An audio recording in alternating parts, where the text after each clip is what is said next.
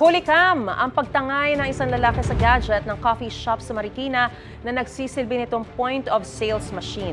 Laging una ka sa balita ni EJ Gomez, exclusive.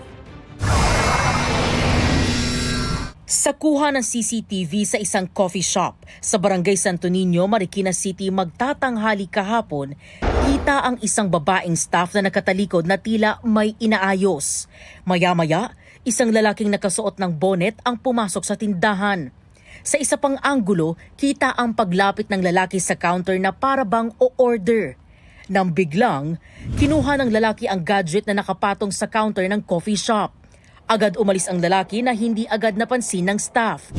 Ang ninakaw ng lalaki, ang gadget na nagsisilbing POS o point of sales machine sa shop.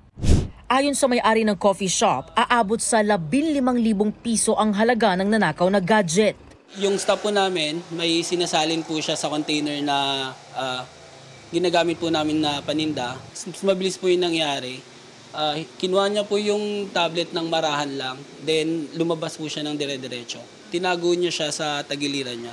Nang i-check nila ang GPS ng gadget, natay niya na agad yung cellular kasi may cellular po yung gadget.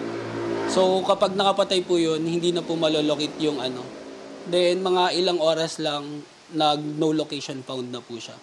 Bukod sa pag-file ng reklamo sa barangay, nag-post din sa social media ang shop owner ng CCTV footage ng nangyaring pagnanakaw na agad namang nag-viral. May nakakilala sa kanya and then gumawa agad ng follow-up na investigation ng ating barangay. Napapadalas daw sa lugar ang mga insidente ng salisi sa mga establishmento ayon sa barangay.